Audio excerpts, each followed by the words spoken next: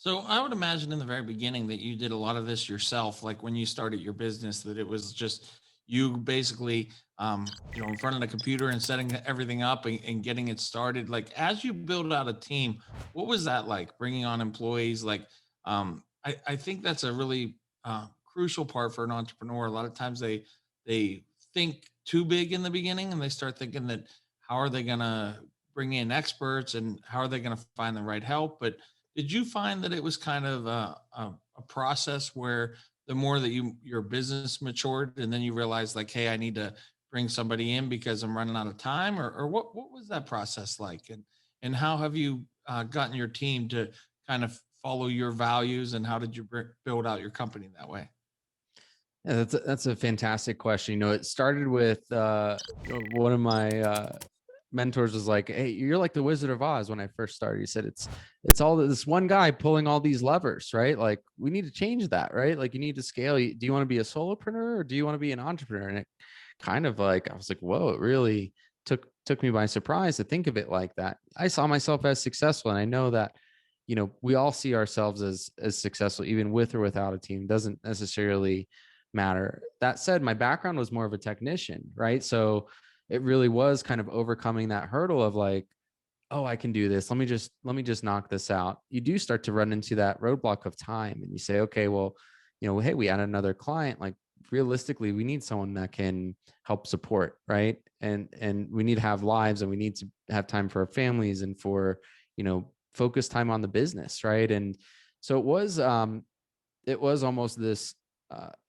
like eye-opening moment of wow, we're growing, we're scaling, and then it immediately after like, okay, I need some help, right? Like we just made two sales and it's time to bring someone in, and going through that process was extremely rewarding.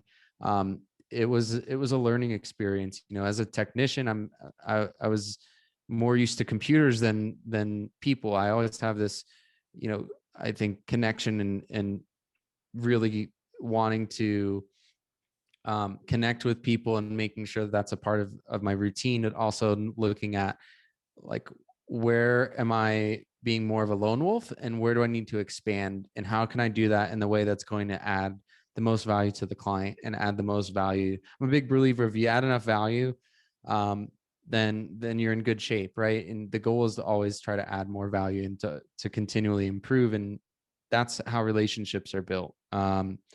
Whether it's with SEO or just being there for someone, their website went down at 2 in the morning or something, right? Things happen, right? And so um, coming to that realization that I needed a team um, was it was a bit nerve wracking, right? Of like thinking about hiring people, thinking about hiring the right person, being able to train that person, getting our systems and processes in place, and making sure that people understand them, and refining those over time. And so it really was this evolution and turning point for the company about 4 or 5 years ago, when that started to happen, where it was like, okay, I'm maybe going to be less of a technician. I may be more of a manager. And that's actually been one of the most rewarding experiences for me, is just knowing like, hey, we're not alone. We have people that want to help us.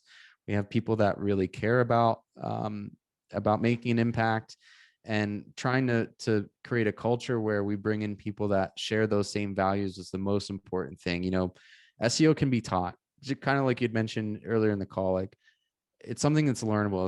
It's not black magic. It's not, you don't have to go to a sensei or a wizard to learn SEO, right? Now there's experience and there's things that kind of come into play, just like learning martial arts or some other style of insert whatever project or coding or thing into the right. Experience matters. That said, um, finding the right culture was really what started to give us kind of a faster speed along the runway. The first couple of hires maybe weren't the right hires. They were the right hires for the season of business that we're in. They were learning experiences, great people, just maybe didn't quite have um, certain cultural things, or didn't understand how the business worked, and ways that kind of translated into greater success. And over time, right, either those people sank or swam, and many people, we worked on the processes, we kept innovating, we kept focusing on the team, and pouring our energy and love into that team. And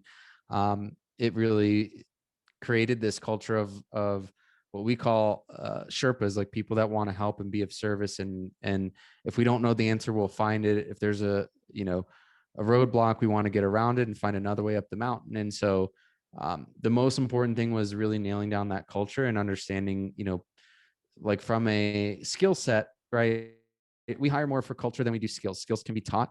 That said, if someone's never touched a computer before and you're asking them to optimize a website, probably not the best fit, right? So you have to kind of have that balance of, do I hire for skills? Do I hire for culture? So at the beginning, I hired purely for skills, right? And that was great until we ran into some cultural issues or ran into things that started to kind of take away from the wins that we were having on the skill side of things. And then right, we went the opposite direction. Well, let's just hire for culture. And that actually works really well. There's also this ability of like needing to train and scale and have people who maybe do have certain foundational skills that can really build upon and take that to the next level. And so it was a journey, and it's still on the journey, and still expanding the team and expanding the roles and trying to figure out where the best mix of services are, and how we can look around the bend and figure out how to do voice search this year and all these other kind of things that are happening.